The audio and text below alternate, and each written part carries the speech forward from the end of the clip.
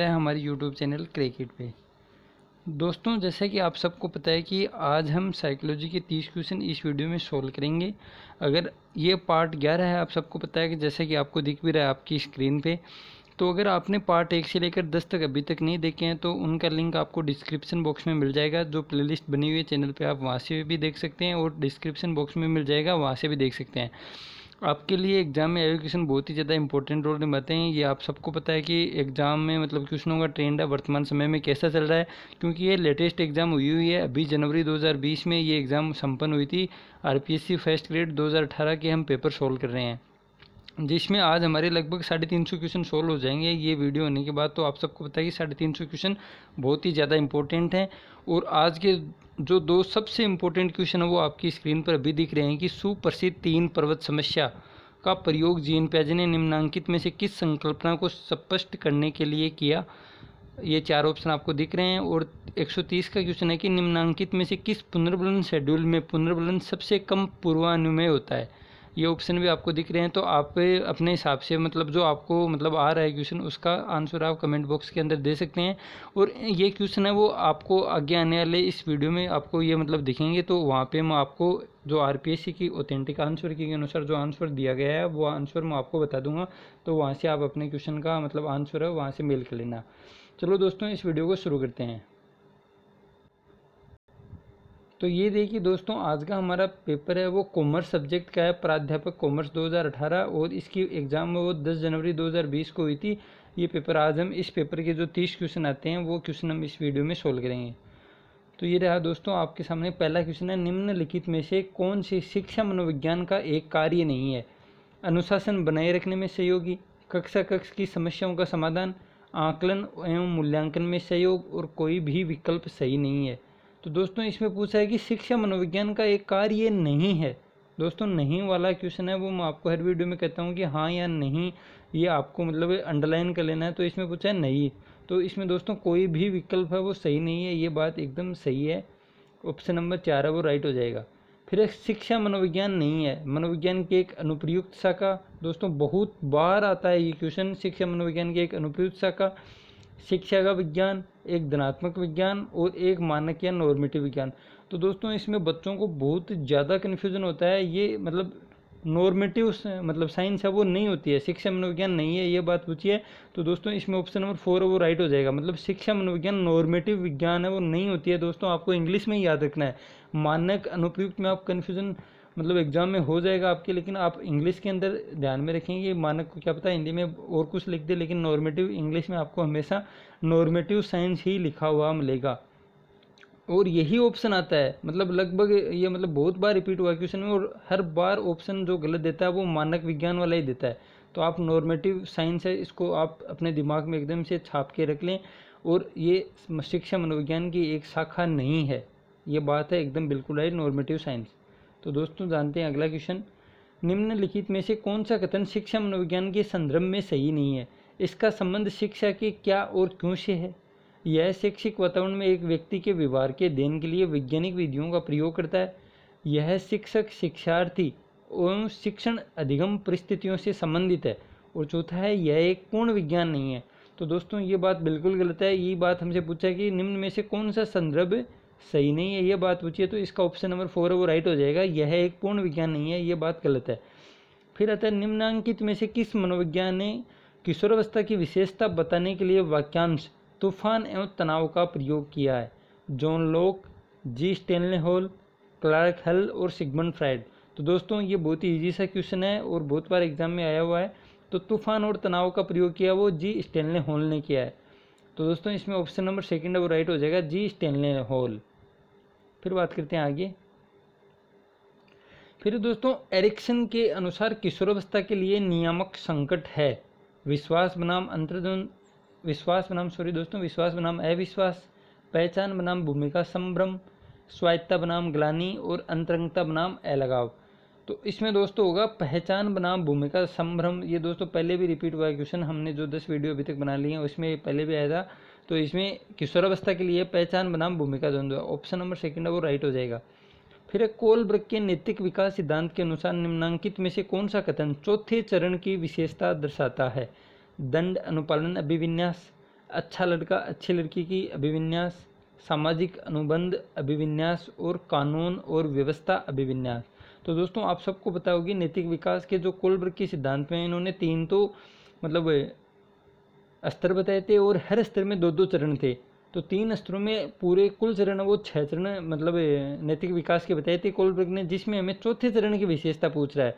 तो चौथे चरण में दोस्तों इसमें ऑप्शन नंबर 4 है वो राइट हो जाएगा। कानून और व्यवस्था का अभिविन्यास है वो उसको चौथे चरण में होता है। और तीसरे चरण का वाला क्वेश्चन में बहुत बार आता है, अच्छा लड़का है अच्छी लड़की का अभिविन्यास है वो तीसरे चरण में होता है, और कानून और व्यवस्था का अभिविन्यास है वो चौथे चरण में होता है। फिर बात करते हैं आगे दोस्तों, मॉडलिंग का संप्रत्यय निम्नांकित में से किसके कार्य पर आधारित है? JB Watson, BF Skinner, Albert Bandura और सिगमंड फ्राइड। तो दोस्तों इसमें पूछा है मॉडलिंग का संप्रत्यय निम्न में से किस सिद्धांत पर आधारित है? तो मॉडलिंग है वो दोस्तों देखकर सीखा जाता है, समाज में सीखा जाता है। तो इस सामाजिक अधिगम सिद्धांत जो अल्बर्ट बांडुरा ने दिया था इस पर आधारित होता है मॉडलिंग का संप्रत्यय। तो इसमें ऑप्शन नंबर 3 है वो राइट हो जाएगा। फिर हम मानसिक स्वास्थ्य के संदर्भ में निम्नांकित में से कौन सा कथन सही नहीं है? तो दोस्तों बहुत ही ज़्यादा इंपॉर्टेंट मतलब क्वेश्चन है ये मानसिक स्वास्थ्य वाला। आप सबको पता है कि उसमें मानसिक स्वास्थ्य कहते हैं, उसमें से लगभग 3 क्वेश्चन है वो पूछे गए। तो उससे संबंधित भी मैं अपने चैनल पे वीडियो मतलब लेकर आऊँगा बहुत जल्दी, इसलिए आप इस चैनल को सब्सक्राइब कर लें और बेल आइकन को जरूर दबाएं ताकि आपको आगे आने वाले वीडियो का नोटिफिकेशन प्राप्त हो और आप उसका लाभ मतलब ले सकें। तो दोस्तों इसमें पूछ रहा है कि मानसिक स्वास्थ्य के संदर्भ में निम्नांकित में से कौन सा कथन सही नहीं है?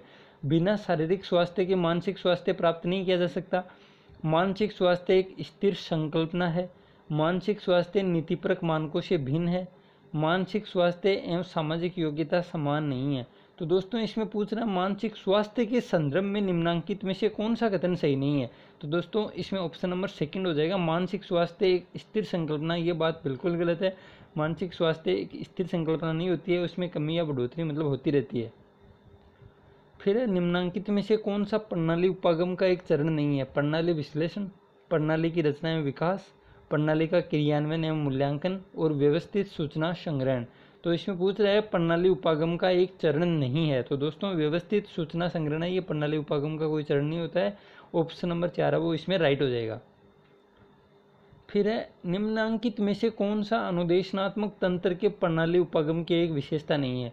दोस्तों उसमें देखो आप कंफ्यूज मत होना, इस क्वेश्चन में पूछ रहा है कि प्रणाली उपागम का एक चरण नहीं है और इसमें पूछ रहा है कि कौन सा अनुदेशनात्मक तंत्र के प्रणाली उपागम की एक विशेषता नहीं है।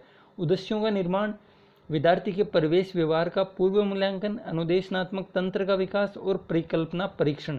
तो दोस्तों इसमें हो जाएगा अनुदेशनात्मक तंत्र के प्रणाली उपागम की एक विशेषता नहीं है। दोस्तों नहीं है पूछिए, तो इसमें ऑप्शन नंबर 4 है वो राइट हो जाएगा, परिकल्पना परीक्षण। ये बात इसमें बिल्कुल गलत है। 119 में 4। फिर निम्नांकित में से कौन सा अग्रिम संगठक शिक्षण प्रतिमान का एक चरण नहीं है? दोस्तों इसमें कुछ अग्रिम संगठन प्रतिमान है वो लगभग हर पेपर में आपको मतलब ये 11वां हम पेपर सोल्व कर रहे हैं, उसमें से लगभग 6 या 7 में तो अग्रिम संगठन प्रतिमान है वो उसका क्वेश्चन आया है। तो सबसे पहले तो ये सिद्धांत है वो डेविड आशुबेल के द्वारा दिया गया है। सबसे पहले हमें ये मतलब पता होना चाहिए डेविड आशुबेल के द्वारा ये दिया हुआ है। उसके बाद है कि इसके चरण नहीं है, ये बात इसमें पूछ रहा है कि इसमें से कौन सा चरण नहीं है? अग्रिम संगठन का प्रस्तुतिकरण, अधिगम सामग्री का प्रस्तुतिकरण, संज्ञानात्मक संगठन को सुदृढ़ बनाना और समस्या का सामना करना। तो दोस्तों इसमें समस्या का सामना करना ये बात बिल्कुल गलत है। ऑप्शन नंबर 4 है वो इसमें राइट हो जाएगा, समस्या का सामना करना। इसके बाद हम बात करते हैं निम्नांकित में से किसके मत के अनुसार ज्ञान की रचना में सामाजिक अंतःक्रिया की भूमिका महत्वपूर्ण होती है? जीन प्याजे, लिव वाइगोत्स्की, जेबी वाटसन और बीएफ स्किनर। दोस्तों इसमें बात कर रहा है सामाजिक अंतःक्रिया की भूमिका। सामाजिक अंतःक्रिया, अब दोस्तों ये पहले भी क्वेश्चन आया कि जहाँ पर सामाजिक अंतःक्रिया आ जाए अधिगम के संबंधित में तो वहाँ पर सबसे पहले आपको आंख मीच के लिव वाइगोत्स्की वो दिमाग में आना चाहिए।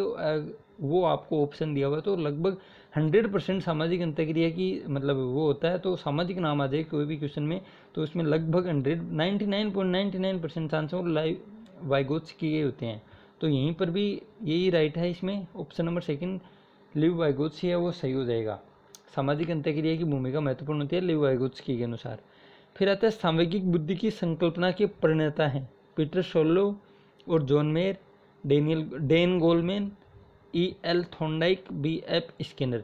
तो दोस्तों इसमें आप सबको पता है कि सांवेगिक बुद्धि की संकल्पना के प्रणेता पूछा है तो पीटर शलोव और John mayor. Option number first है वो राइट हो जाएगा, इजी सा क्वेश्चन है। उसके बाद देखिए दोस्तों, आप यहाँ पे डेनियल की जगह डेन दे रखा, आप मतलब बच्चों को गुमराह करने के लिए नाम में बहुत ही माइनर डिफरेंस है, डेन का डेनियल होता है। यहाँ पे डेनियल गोलमैन जिन्होंने सामयिक बुद्धि के बारे में मतलब इन्होंने तो ये संकल्पना दी थी, और सबसे ज़्यादा काम है ना वो सामयिक बुद्धि के ऊपर डेनियल गोलमैन ने किया था।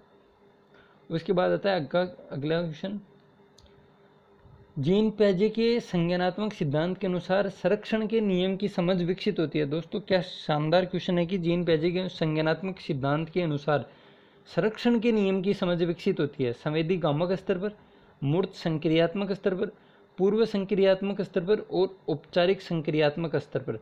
तो दोस्तों इसमें संज्ञानात्मक सिद्धांत के अनुसार संरक्षण के नियम की, संरक्षण की बात कर रहा है, संरक्षण के नियम की समझ है वो मूर्त संक्रियात्मक स्तर पर हो जाती है।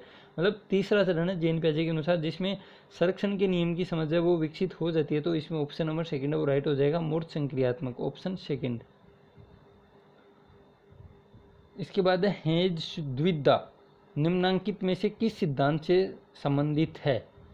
हेंज द्विधा, अब दोस्तों एक नया नाम है, आप सबको मतलब नहीं सुना होगा आपने अभी तक किसी भी कोचिंग या गाइड के अंदर, हेंज द्विधा। तो इसमें क्वेश्चन पूछा गया है, आपके लिए इंपॉर्टेंट हो सकता है क्योंकि आप सबको पता है कि 30 में से 2 या 4 क्वेश्चन तो ऐसे होते हैं जो मतलब बहुत ही कम बच्चों के 2 या 5% जो एग्जाम देंगे उनमें से वो क्वेश्चन कहीं पढ़ा हुआ होगा, याद तो होना बाद की बात है और क्वेश्चन सही होना उससे भी बड़ी बात है।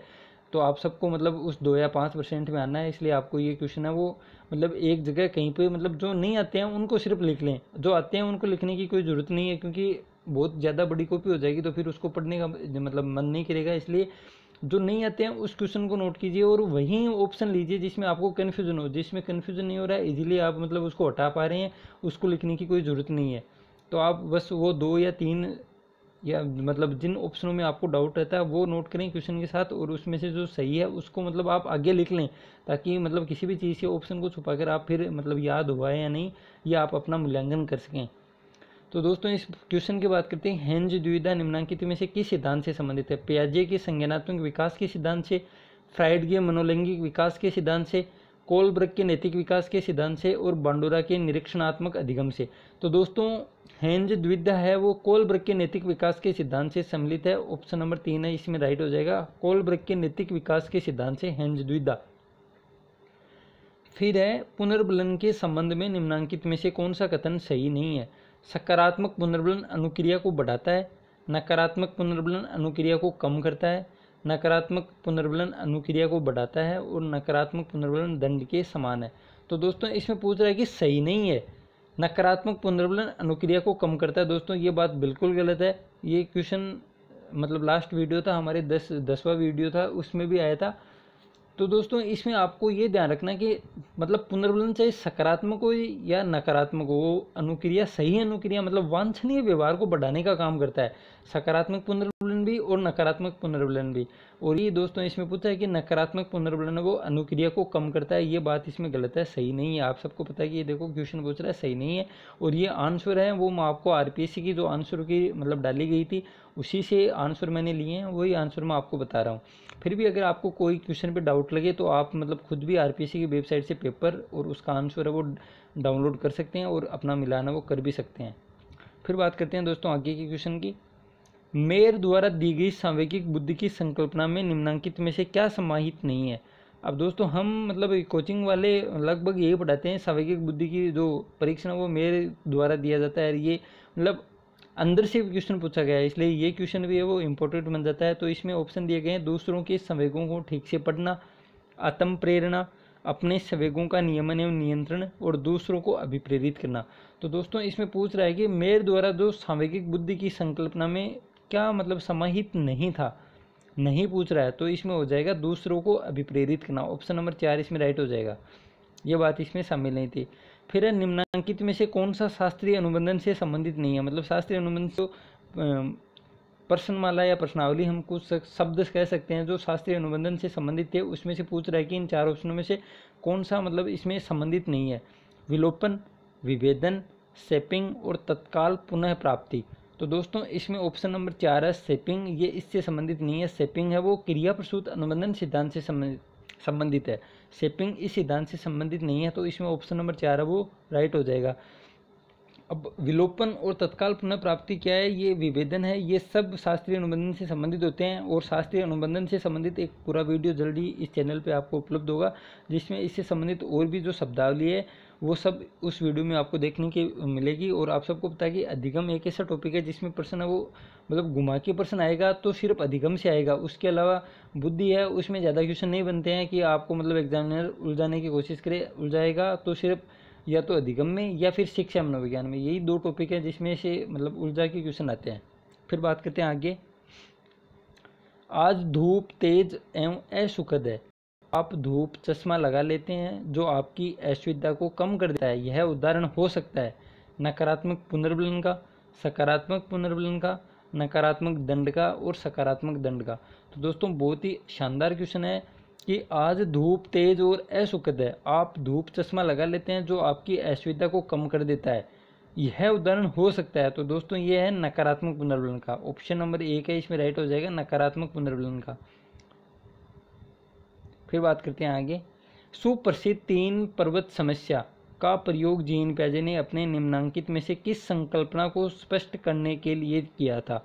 ऑप्शन नंबर 1 संरक्षण का नियम, स्वकेंद्रण, ए बी खोज त्रुटि और तार्किक क्षमता। दोस्तों ये जो आपको सबसे पहले थंबनेल में दिखा था वही 2 क्वेश्चन है, 129 और 130। तो आपने अपने मन में जो ऑप्शन सोचा था, आंसर सोचा था, उससे आप मिलान कर लें अब। तो दोस्तों 129 में ऑप्शन नंबर 2 स्वकेंद्रण होगा, इगोसेंट्रिज्म है, स्वकेंद्रण से संबंधित है, तो इसमें ऑप्शन नंबर 2 राइट हो जाएगा। सॉरी दोस्तों, स्वकेंद्रण। फिर 130 का क्वेश्चन, निम्नांकित में से किस पुनर्बलन शेड्यूल में पुनर्बलन सबसे कम पूर्वानुमेय होता है। स्थिर अंतराल शेड्यूल, स्थिर अनुपात शेड्यूल, चर अनुपात शेड्यूल और सभी में समान रूप से पूर्वानुमेय है। तो दोस्तों इसमें हो जाएगा चर अनुपात शेड्यूल, ऑप्शन नंबर 3 इसमें राइट हो जाएगा। दोस्तों इस पेपर में 30 में से मुझे लग रहा है कि 10 या 12 क्वेश्चन है वो एकदम से नए हैं, तो ये वीडियो आपके लिए बहुत ही ज़्यादा इंपॉर्टेंट है और आप इसको मतलब कहीं पर नोट कर लें जो आपको क्वेश्चन मतलब नया लग रहा हो, आपका पढ़ा हुआ नहीं है वो क्वेश्चन। फिर एक द्वितीयक पुनर्बलक जिसका युग्मन 1 से अधिक प्राथमिक पुनर्बलन के साथ किया गया हो कहलाता है। प्राथमिक पुनर्बलक, क्रिया पुनर्बलक, सामान्यीकृत पुनर्बलक और विभेदक पुनर्बलक। तो दोस्तों इसमें हो जाएगा सामान्यीकृत पुनर्बलक, ऑप्शन नंबर 3 है वो राइट हो जाएगा। सामान्यीकृत पुनर्बलक है एक द्वितीय पुनर्बलक जिसका युग्मन 1 से अधिक प्राथमिक पुनर्बलक के साथ किया गया है, तो ये हो जाएगा सामान्यीकृत पुनर्बलक। फिर बात करते हैं आगे क्वेश्चन की। यह विश्वास की अधिगमकर्ता सक्रिय रूप से ज्ञान की रचना, उसकी विवेचना एवं उसकी पहचान व्यक्तिगत तरीके से करता है। सर्वाधिक उपयुक्त व्याख्या है व्यवहारवादी दृष्टिकोण की, रचनावादी दृष्टिकोण की, मनोविश्लेषणवादी दृष्टिकोण की और प्रकार्यवादी दृष्टिकोण की। तो दोस्तों इसमें ऑप्शन नंबर 2 रचनावादी दृष्टिकोण की ये चीज़ है, ऑप्शन नंबर 2 है वो राइट हो जाएगा। फिर ज्ञान के संबंध में निम्नांकित में से कौन सा कथन रचनावादी दृष्टिकोण से सही नहीं है। ज्ञान विषयनिष्ठ है, ज्ञान वस्तुनिष्ठ है, ज्ञान प्रासंगिक है और ज्ञान आंशिक है। तो दोस्तों इसमें ज्ञान आंशिक है, ये रचनावादी दृष्टिकोण से सही नहीं है, ऑप्शन नंबर 4 इसमें राइट हो जाएगा। फिर कंप्यूटर का माइक्रो प्रोसेसर उदाहरण है हार्डवेयर का, स्पाईवेयर का, सॉफ्टवेयर का और मालवेयर का। दोस्तों इसमें हो जाएगा मालवेयर का, कंप्यूटर का माइक्रो प्रोसेसर है वो मालवेयर का उदाहरण है, ऑप्शन नंबर 4 इसमें राइट हो जाएगा मालवेयर। सॉरी दोस्तों इसमें माइक्रो प्रोसेसर उदाहरण है वो ऑप्शन नंबर 1 इसमें राइट होगा। सॉरी दोस्तों ये गलत हो गया, हार्डवेयर का होगा, ये माइक्रो प्रोसेसर उदाहरण है वो हार्डवेयर का, ऑप्शन मतलब 134 में ऑप्शन नंबर 1 है वो राइट होगा। फिर निम्नांकित में से कौन सा पद पियाजे द्वारा एक प्रकार के संरक्षण के अधिगम को दूसरे प्रकार के संरक्षण में स्थानांतरित करने की अयोग्यता के लिए किया गया है। दोस्तों पियाजे से ये लगभग तीसरा या चौथा क्वेश्चन है इस वीडियो में। इसका ऑप्शन है ए बी खोज त्रुटि, संज्ञानात्मक विसंगति, क्षैतिज विसंगति और लंबवत विसंगति। तो दोस्तों इसमें हो जाएगा संज्ञानात्मक विसंगति, 135 में ऑप्शन नंबर 2 है वो राइट हो जाएगा संज्ञानात्मक विसंगति। इसके बाद आता है किशोर अभिवृद्धि आवेग का तात्पर्य है किशोर की लंबाई और वजन में तीव्र वृद्धि जो लैंगिक परिपक्वता से ठीक पूर्व होती है, किशोर के मस्तिष्क के न्यूरॉन की संख्या में तीव्र वृद्धि, किशोर की संज्ञानात्मक योग्यताओं में तीव्र वृद्धि और उपयुक्त सभी। तो दोस्तों इसमें हो जाएगा ऑप्शन नंबर 4 उपयुक्त सभी, ये सभी चीज़ें हैं किशोर अभिवृद्धि संबंधित हैं। फिर बात करें, निम्नलिखित में से कौन सा शिक्षण प्रतिमान का आधारभूत तत्व नहीं है? केंद्र बिंदु, संरचना, सहयोग तंत्र और अवलोकन। तो दोस्तों इसमें हो जाएगा अवलोकन। शिक्षण प्रतिमान का आधारभूत तत्व नहीं है अवलोकन, ऑब्जर्वेशन, ये शिक्षण प्रतिमान का आधारभूत तत्व नहीं है, तो ऑप्शन नंबर 4 इसमें राइट हो जाएगा। फिर आगे, निम्नांकित में से कौन सा शिक्षण का सूचना प्रक्रम प्रतिमान का उदाहरण नहीं है? पूछताछ प्रशिक्षण प्रतिमान, संप्रत्य उपलब्धि प्रतिमान, आगमन चिंतन प्रतिमान और कक्षा सभा प्रतिमान। तो दोस्तों इसमें कक्षा सभा प्रतिमान है, ये सूचना प्रक्रम प्रतिमान का उदाहरण नहीं है, ऑप्शन नंबर 4 है, इसमें राइट हो जाएगा। फिर दोस्तों आज का लास्ट 30वां क्वेश्चन है, निम्नांकित में से कौन सा सॉफ्टवेयर का एक उदाहरण नहीं है? MS Word, MS Excel, MS PowerPoint और टच पैड। तो इसमें पूछा है कि सॉफ्टवेयर का एक उदाहरण नहीं है, तो ये हो जाएगा टच पैड, ऑप्शन नंबर 4 इसमें राइट हो जाएगा। तो दोस्तों ये थे आज के 30 क्वेश्चन। अगर आपको वीडियो पसंद आया तो लाइक करें, शेयर करें और चैनल को सब्सक्राइब जरूर करें, क्योंकि इस चैनल को आपको ऑथेंटिक न्यूज़ भी मतलब प्रोवाइड करवाई जाती हैं। उसके अलावा ये साइकोलॉजी वाली सीरीज चल रही है। इसके अलावा हिंदी के जो एग्ज़ाम में आए हुए क्वेश्चन है वो भी इस मतलब चैनल पे आपको प्लेलिस्ट मिलेगी, वहाँ से देख सकते हैं। तो दोस्तों इस वीडियो में इतना ही, मिलते हैं दूसरे वीडियो में। थैंक यू, जय हिंद, जय भारत।